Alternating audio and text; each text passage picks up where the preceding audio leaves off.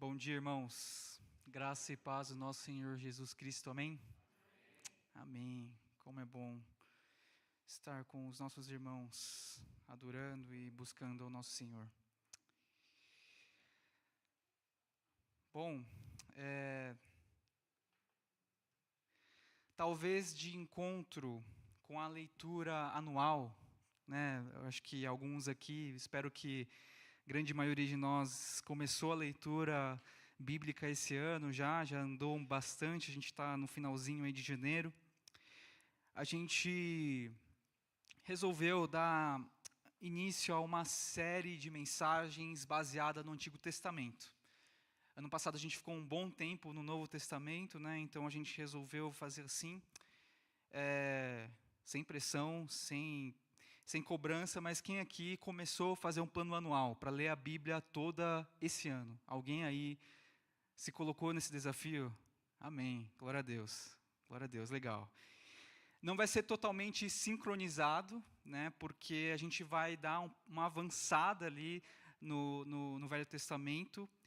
Para quem está em dia, né, já começou ali desde o dia 1, a gente está lendo o Êxodo, né, a libertação do povo do Egito, a peregrinação, né, liderada por Moisés. E depois de Moisés, quem vem? Josué. Né? Depois de Moisés vem Josué, é ele que então lidera o povo para conquistar a terra prometida. E aí Josué morre, e é assim que inicia o livro de Juízes. A nova série de mensagens, ela navegará nesse livro que é complexo, né? Que é quase sempre muito difícil de engolir e digerir. A nossa série se chama Errar é Humano, Salvar é Divino. Juízes é um relato, né, do povo de Deus que acabou de conquistar a terra prometida, né, parcialmente. No final do livro de Josué, após o povo de Israel tomar posse da terra, Josué, em suas palavras finais, chama o povo para a fidelidade à lei de Deus. Então eles estão lá, conquistaram Canaã, estão já pisando em terra prometida, e aí Josué os chama e convida e os adverte sobre, inclusive, o povo que continuava na terra. A conquista ela foi parcial, ainda existiam pessoas na terra de Canaã. E Josué fala assim, né, ele chama o povo e fala assim: prestem atenção, apeguem-se somente ao Senhor, não se misturem com esses povos que adoram outros deuses. O que ele está falando, olha, a conquista não acabou, ainda tem coisa a ser feita. E o povo responde com confiante, longe de nós abandonar o Senhor para servir outros deuses. E mais vezes o povo afirma, né, e Josué continua advertindo: olha, prestem atenção, né, vocês não vão conseguir, Deus é zeloso. E o povo continua respondendo: não, nós vamos ser fiéis, nós vamos ser obedientes. E no senso comum, né, em ficções de aventura e de conquista, a gente pode pensar assim: bom, agora que a promessa feita a Abraão, Isaque e Jacó foi cumprida, né, o povo de fato chegou na terra prometida, acabou, né? Podem rolar os créditos, só alegria, fim da história, né? Mas não foi bem assim, a gente sabe muito bem disso. Josué morre e a gente vê um relato de um povo que falhou, desobedeceu e se misturou com o povo cananeu. No primeiro capítulo de Juízes, a palavra descreve a tentativa falha do povo expulsar os cananeus. Irmãos, o foco não deve estar na etnia do povo, né? Deus não falou para os israelitas expulsarem os cananeus porque eles simplesmente eram cananeus, mas porque eles adoravam a outros deuses. A questão aqui é santidade e não preconceito, e não limpeza de etnia, né? E muito menos uma questão imperialista, né? Muitas vezes a gente lê, a gente fala, nossa, mas como assim, né? O povo dominando e expulsando, né? Eles estão querendo expandir o território? Não, não é bem assim, né? O Deus soberano, Ele também é zeloso e conhecia o seu povo. E a ordem de Deus aqui é para expulsar os cananeus, não era para simples domínio e extermínio, mas mas ele sabia que o povo era frágil espiritualmente, ele era fraco. Então ele pediu para que a expulsão fosse feita, para que o povo não caísse em tentação e assim oferecesse adoração exclusiva a Deus. Então no capítulo 2, o anjo do Senhor surge ao povo de Deus e diz assim, em Juízes 2, 1-3: Tirei vocês do Egito e os trouxe para a terra que prometi com o juramento que daria a seus antepassados. Eu disse, jamais quebrarei a minha aliança com vocês, e vocês não farão acordo com o povo desta terra, mas demolirão os altares deles. Porque vocês não me obedeceram. Portanto, agora lhes digo que não os expulsarei da presença de vocês. Eles serão seus adversários, e os deuses deles serão uma armadilha para vocês. Um pouco mais para frente desse trecho aqui, a palavra diz que depois daquela geração, ergueu-se uma nova geração.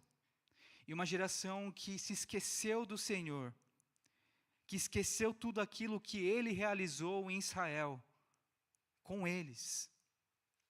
Fizeram o que era mal, seguiram outros deuses e assim abriram brecha para as consequências, o domínio e a opressão dos inimigos. A palavra aqui que o anjo disse se cumpriu.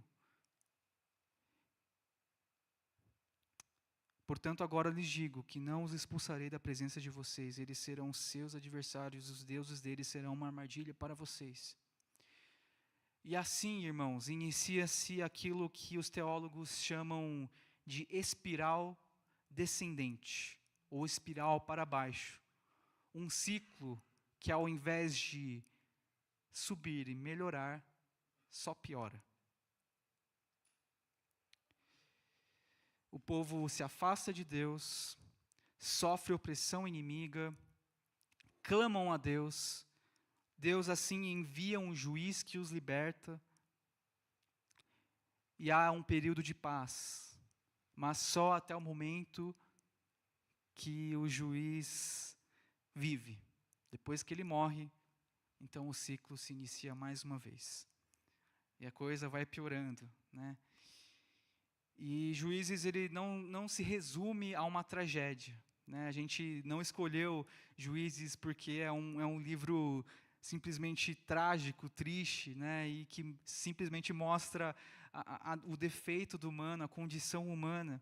Mas esse livro nos mostra uma explicação séria, sim, da nossa condição falha e frágil, mas também mostra a esperança que reside num Deus que decidiu derramar a sua graça sobre o seu povo e nunca desistiu de trabalhar para trazê-lo de volta.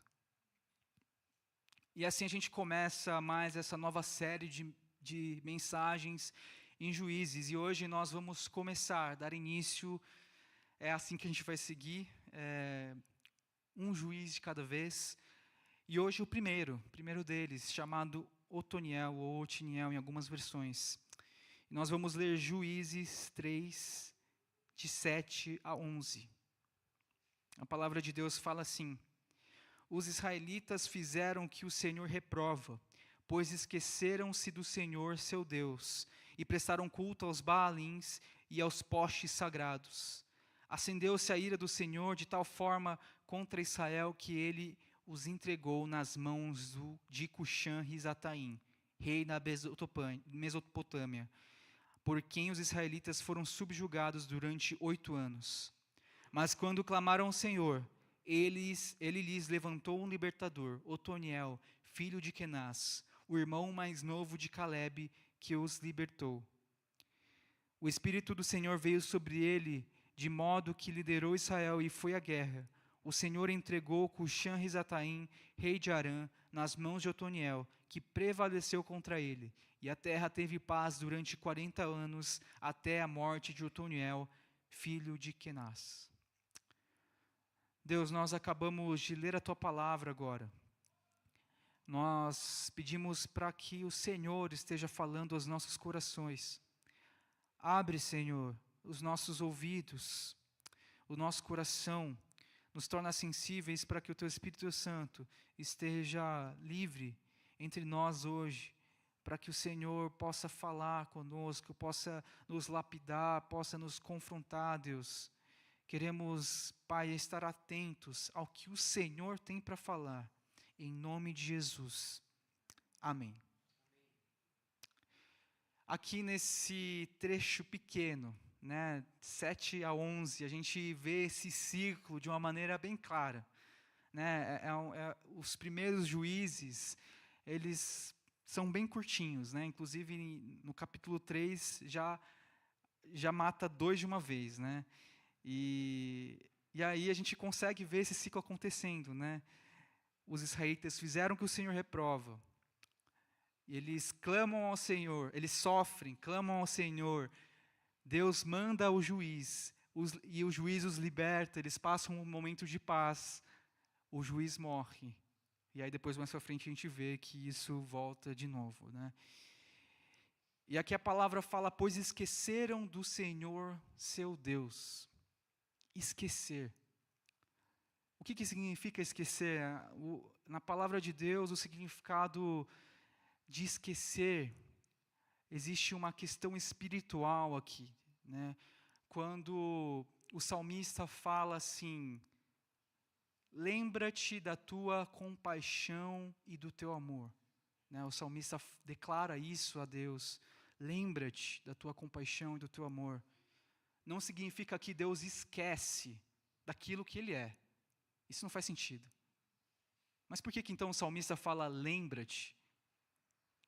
Isso aqui é um pedido para que ele haja através do que ele já sabe. Então esquecer de Deus, aqui no caso do povo, é porque eles não eram mais controlados pelo que sabiam. Talvez muitos deles, de fato, esqueceram, a geração passou, trocou, eles não mais conheciam, nem de ouvir falar. Mas se a palavra fala que eles clamaram ao Senhor, é porque eles sabiam. Esquecer aqui não é uma questão simples de memória, mas é daquilo que o coração era dominado. Embora eles soubessem que era Deus, isso não era mais real para eles. Outras coisas viraram realidade para esse povo de Deus. Eles passaram a adorar outros deuses. A palavra fala que eles prestaram culto aos Baalins e aos postes sagrados. E qual que é a consequência disso? Deus permite o domínio inimigo. São 8 anos de domínio do rei Cuxã-Risataim. E aqui, subjugar, serem subjugados não é um domínio qualquer, mas é um domínio físico, é sofrimento mesmo. Eles provavelmente viraram escravos desse povo. E esse também é um problema espiritual hoje. Saber de algo não significa que isso seja verdade em todo o nosso ser. Eu me segurei até agora para não trazer o exemplo da minha vida de pai agora. Mas quando a primeira mensagem eu falei, agora me aguentem que toda ilustração o Noam vai surgir. E aqui eu penso assim que o nosso coração, apesar de a gente pensar, né, não, coração físico, né, fica no centro de nós, aqui dentro, eu penso que nesse caso, o coração humano, né, ele na verdade são como as extremidades do nosso corpo. Por quê? Quando a gente estava ali nas primeiras semanas do Noam, né, estava um pouco friozinho, né? Graças a Deus a gente não pegou a onda de calor ali nas primeiras semanas, ficou um mês bem tranquilo, até frio, né? E a gente estava meio inseguro, tentando entender se ele estava passando frio ou não, né? E aí as pessoas falavam, não, tem que pegar na mão, tem que pegar no pé, se estiver gelado que tá passando frio. Mas aí os médicos falavam assim, não, na verdade, as extremidades do corpo ficam geladas facilmente mesmo. Né? Não quer dizer que está gelado sua mão que você está passando frio. Então, a mesma coisa com o bebê. Então, a dica é, se você está passando frio, provavelmente ele está passando frio também. Então, coloca roupa, coloca meinha também, protege a mão. Né? Então, por que eu trouxe essa questão aqui? Né? As extremidades do corpo, elas são sensíveis. Né? Porque elas têm muita superfície de contato, então, quando a gente deixa exposto ao frio, se a gente não proteger, se a gente não movimentar constantemente, se a gente não deixar coberto, facilmente vai ficar frio. E o nosso coração também é assim. Se a gente não mantém aquecido, se a gente não mantém protegido, em constante movimento, facilmente ele se esfria. Talvez uma ilustração um pouco mais fácil de entender é um balde de água ao vento. Né? A água está quentinha ali, mas uma hora, se a gente não trocar a água, vai esfriar novamente. E as verdades de Deus, por mais que elas sejam vivas, na hora que a gente recebe, por exemplo, agora, irmãos, a gente está ouvindo a palavra, a gente está entendendo, a gente está concordando, eu estou vendo vocês aqui, né, prestando atenção e entendendo, e a gente, beleza, sai feliz da igreja, não, eu ouvi a palavra, eu estou motivado, mas se ao voltar para casa, a gente deitar e no dia seguinte não alimentar isso, essas verdades que outra hora eram vívidas, elas passam a perder cor. Aquilo que era quente se torna morno e vai se tornando frio. E assim outras coisas facilmente tomam o lugar de Deus no nosso coração. Outras coisas se tornam mais reais daquilo que foi real há pouco tempo atrás. O trabalho, o dinheiro, bens materiais, relacionamentos, vícios, religiosidade. Para o povo de Deus, os deuses eram postes sagrados, imagens. Mas hoje os deuses são outros. Ano passado, aos poucos, eu fui deixando o trabalho tomar conta do meu coração. À medida que eu fui ganhando mais responsabilidades, posição, isso foi tomando mais energia, dedicação, esforço da minha parte. E não tem nada de errado nisso. Não tem nada de errado nisso. A gente precisa oferecer o nosso melhor. A gente precisa fazer como a gente estivesse fazendo para o Senhor. Mas eu percebi que isso abriu brechas para o meu orgulho, para a satisfação em dizer qual que era o meu cargo no meu trabalho. Satisfação em dizer, inclusive, que eu estava com a agenda apertada. Né? Eu me orgulhava, não, estou muito ocupado, né? Não consigo fazer as coisas e tudo mais. Eu falava, nossa, eu estou me esforçando. Né? Eu estou trabalhando bastante, estou ganhando posição no mercado. E isso começou também a tomar lugar do orgulho, de dificuldade em ouvir críticas, inclusive, dos meus colegas, dos meus pares. E devagar, E ao mesmo tempo que eu sofria com a sobrecarga e a falta de tempo, eu tinha uma estranha satisfação naquilo. E eu me esquecia para o que Deus realmente tinha me chamado. Não tem nada de errado em você colocar 100% da tua força no trabalho, da tua dedicação ali. Claro que não. Se Deus te chamou para servi-lo naquele lugar, então é ali que você vai dedicar, é ali que você vai exercer os seus dons, os seus talentos. É ali que você vai gastar a sua energia para ganhar vidas. Mas no meu caso, eu sabia que Deus não tinha me chamado para ficar ali para sempre. E aos poucos eu comecei a sentir as coisas escaparem da minha mão. A dedicação, inclusive, de estar aqui, no púlpito, entregando uma palavra excelente, uma palavra bem estudada para vocês, irmãos, começou a também escapar das minhas mãos.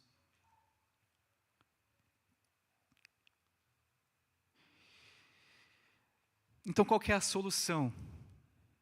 Porque eu comecei a me esquecer aquilo que era verdade para mim há um tempo atrás, aquilo que era vivo e que me trazia energia, me trazia motivação, já não era mais verdade, caiu no esquecimento.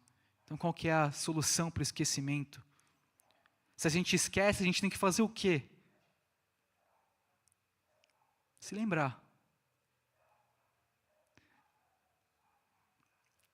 Se a gente esquece, nós temos que nos lembrar.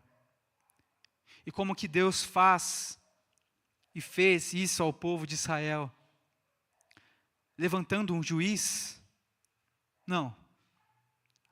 Ele levantou um juiz depois. Mas o que ele fez antes? Deus permitiu o sofrimento do povo de Israel. A bondade do nosso Deus, a graça do nosso Deus, por mais que pareça contraditório, por mais que pareça confuso, também reside na permissão do sofrimento. Deus permite o sofrimento desse povo, um sofrimento difícil, não deixou de ser difícil, não deixou de ser pesado, mas é um sofrimento que nada se comparava ao que poderia vir pela frente.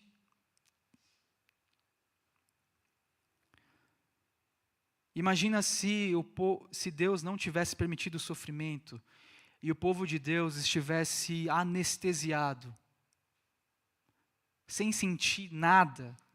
Não, eu estou adorando aqui, estou misturado com os cananeus, estou bagunçando tudo, já não sei mais quem é Deus, eu estou adorando poste, eu estou adorando imagem, estou adorando vários deuses ao mesmo tempo, e para mim tanto faz. Eu não estou sentindo nada. Imagina o que aquilo se transformaria.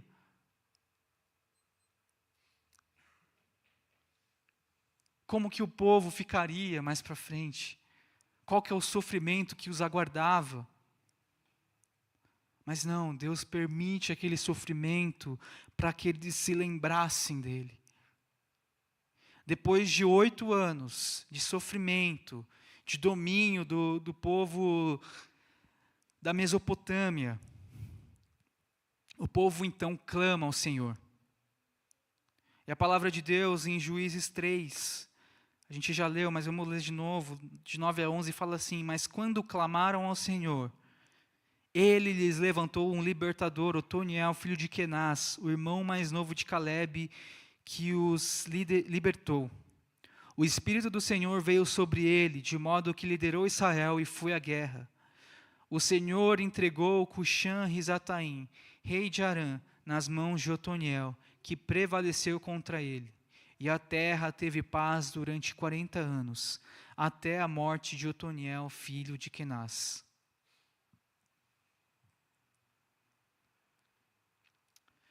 Através do sofrimento do povo, Deus os lembrou do seu poder, da sua promessa,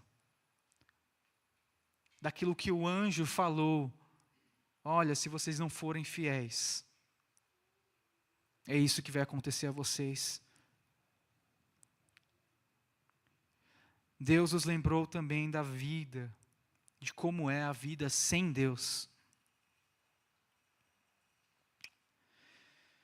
Como crianças pequenas no supermercado, eu não vejo mais tanto isso, mas quando eu era pequeno, eu não lembro se já aconteceu isso comigo, talvez o meu pai possa lembrar. Mas como crianças pequenas no supermercado, né, que desobedecem a ordem dos pais de ficar perto, e elas se perdem e choram por ajuda, é bem parecido, né?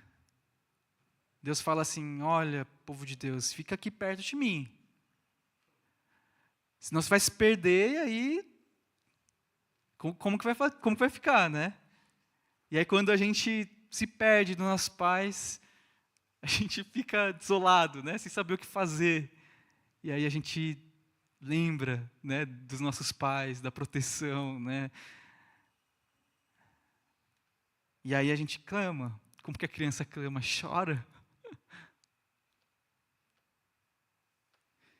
Então Deus ouviu esse choro, esse clamor, o povo de Deus perdido, e levantou Otoniel, um juiz, o único juiz, inclusive, em todo o livro de Juízes, que a palavra não cita nenhum aparente defeito, né? E aqui não porque por um heroísmo ou para mostrar algo especial sobre Otoniel, mas para dar ênfase, né, dessa espiral descendente que ao longo da série a gente vai perceber, né? Deus mostra aqui um juiz que não tinha aparentes defeitos. E ao longo do tempo a gente vai percebendo que isso vai mudando, isso vai piorando, né? Então Deus escolhe, capacita Otoniel pelo Espírito Santo e liberta o povo da opressão inimiga, da opressão da Mesopotâmia. E a palavra diz que a terra teve paz durante 40 anos.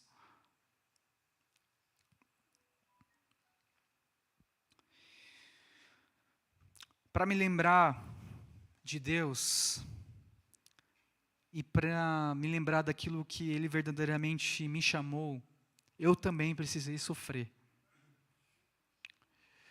Ano passado eu sofri de exaustão, aquilo me deixou frágil emocionalmente, espiritualmente. Eu me vi, né, nessa situação, aqui no púlpito, cansado, sobrecarregado, entregando talvez um sermão que poderia ser muito melhor. E aquele arrependimento veio no meu coração e eu clamei ao Senhor, né? O nascimento do meu filho também foi mais um lembrete sobre isso, né? Sobre prioridades. O sofrimento no meu trabalho começou a ficar mais intenso, né? Porque agora o tempo estava totalmente dividido. Eu tinha que trabalhar, tinha que cuidar da minha família, tinha que fazer seminário, tinha que exercer um ministério aqui na Igreja Rolândia de Suzano, tudo ao mesmo tempo. Então eu não podia mais me esquecer do Senhor. Eu não podia mais dividir o meu coração para outras coisas, senão a santidade, senão a exclusividade do nosso Deus.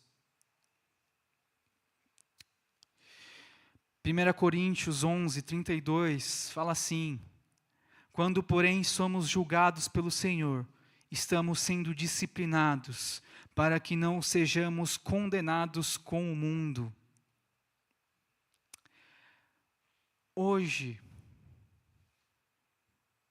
Hoje nós também somos lembrados, muitas vezes, pelo sofrimento. Deus continua a nos exortar e a nos lembrar dessa forma também. Eu não consigo imaginar, eu nem gosto de imaginar o que seria se eu também estivesse anestesiado ano passado. Se eu tivesse deixado somente a vida tocar o barco, viciado em trabalho, satisfeito no meu trabalho, o que seria da minha família? O que seria do ministério que Deus me colocou?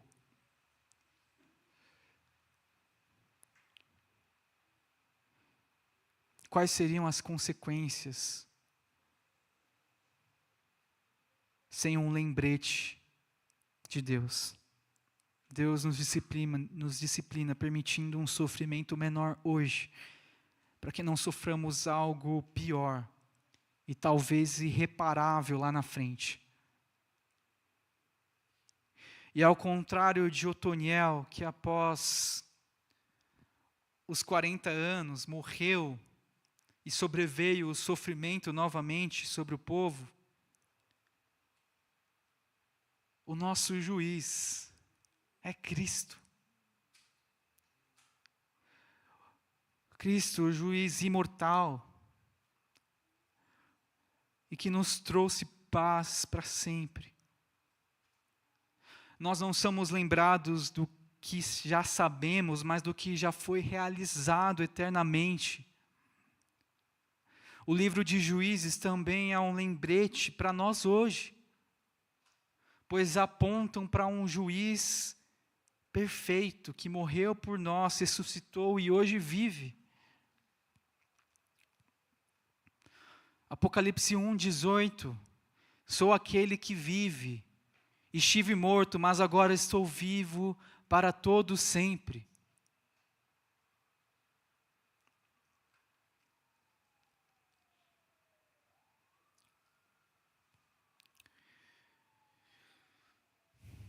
E é claro, irmãos, que nem todo sofrimento é consequência de um afastamento, de um esquecimento de Deus. Não é isso que a gente quer dizer nessa manhã. Nós vivemos num mundo caído, num mundo corrompido, onde a doença e a fatalidade recai sobre todos. Mas mesmo quando nós estamos perto do Senhor, esses sofrimentos, eles aparecem, seja por doença, seja por perda, eles também reforçam o quão nós somos frágeis e quanto que nós precisamos de Deus. O convite nessa manhã é para todos, aos que ainda se lembram do Senhor e são fiéis. Se apeguem somente ao Senhor, se apeguem mais forte ainda. Para aqueles que começaram a se esquecer, começaram a se anestesiar, lembrem-se de Deus, lembrem-se do Senhor Jesus Cristo e clamem a Ele, que o socorro virá. Para aqueles que não sabem, prestem atenção às circunstâncias da sua vida. Será que eu estou sofrendo algo? Será que esse sofrimento é Deus querendo me mostrar alguma coisa através disso? Devemos nos esforçar para manter os nossos corações aquecidos, para que mais uma vez a nossa memória fraca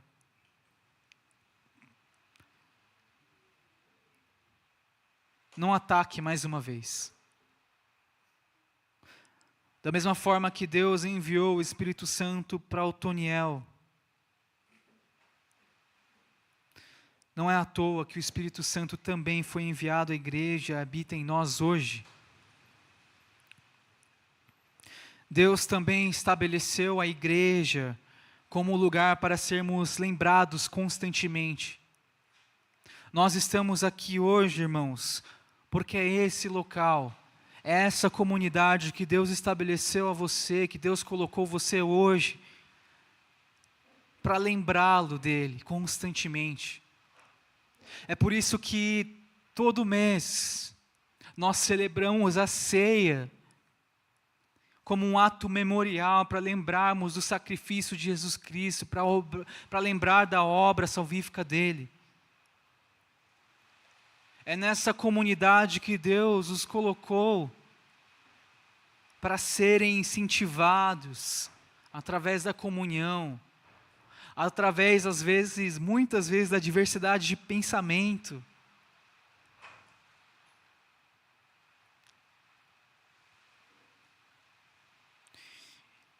E as verdades de Deus também já estão na palma da nossa mão. A grande maioria aqui lendo no celular, né? Ainda mais compacto. Nós temos essas verdades de fácil acesso todos os dias. Então, irmãos, vamos acessá-la todos os dias. Vamos nos dedicar à leitura, vamos nos dedicar à meditação da palavra constantemente, para mantê-la viva em nossos corações, para que a gente possa lembrar do juiz perfeito todos os dias. Irmãos, eu convido a todos a ficarem de pé.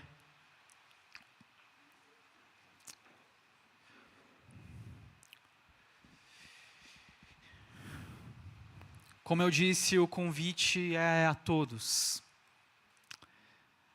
O convite é àqueles que estão perto do Senhor, estão sendo fiéis, dedicados à palavra, dedicados à oração todo dia, dedicados à igreja do Senhor, ao serviço, à comunhão. O convite também é àqueles que começaram a se esquecer do Senhor, começaram a se anestesiar, seja pelo trabalho, seja pela vida corrida, seja por vícios, por pecado. O convite também é para aqueles que não sabem, para aqueles que não conhecem ao Senhor ainda, ou não conhecem muito bem e querem conhecê-lo. E a pergunta a nós todos hoje, nessa manhã, é: em qual situação você se encontra? Estou perto do Senhor, não me esqueci dele. Ou comecei a me esquecer? Estou sofrendo alguma coisa?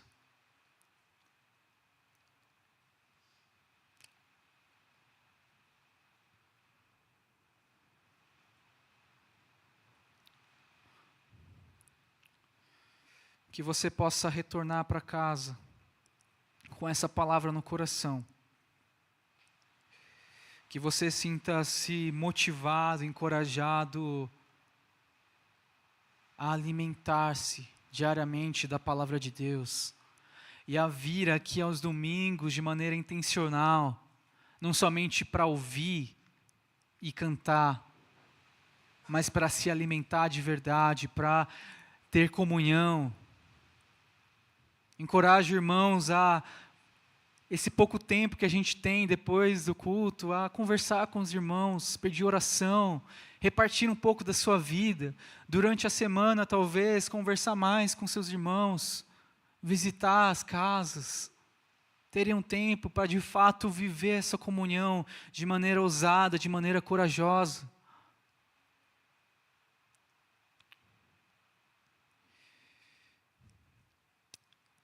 Vamos orar. Deus, nós agradecemos por mais uma manhã que o Senhor nos trouxe na igreja Holiness de Suzano. Obrigado porque o Senhor nos deu disposição, nos deu recurso para estarmos aqui nessa manhã ouvindo a Tua palavra. Nós já podemos cantar as Tuas verdades, declarar quem o Senhor é para nós, Te adorar e Te honrar, Deus. E nós essa manhã ouvimos um pouco mais da Tua palavra, Deus, e nós pedimos para que essa palavra não seja em vão, que ela esteja aquecendo os nossos corações e esteja continuamente, Deus, nos motivando, nos levando para mais perto do Senhor, nos livrando, Deus, do sentimento de anestesia, de esquecimento, Deus. Nós queremos ser encorajados, Deus, a continuar te buscando dia após dia, Deus. Seja na nossa vida, Deus, no quarto, fechado, Deus, orando e lendo a Tua palavra, mas também, Deus, naquele lugar que o Senhor estabeleceu como lugar da Tua habitação, a igreja do nosso Senhor Jesus Cristo, Deus. Nos motivas, Deus, a estarmos domingo a domingo, mas dia após dia, desfrutando dessa comunhão com os nossos irmãos, e assim sermos moldados e lembrados da Tua obra, Deus, dia após dia. Nós oramos, Deus, para que, através dessa palavra, a Tua igreja seja edificada, e o Teu nome seja exaltado para todo sempre, Deus. Nos livra de viver ciclos descendentes, mas queremos estar em constante crescimento em Ti, na Tua palavra. Nos acompanha, Deus, de volta para casa, debaixo da Tua proteção e da Tua graça, em nome de Jesus. Amém. Amém, irmãos.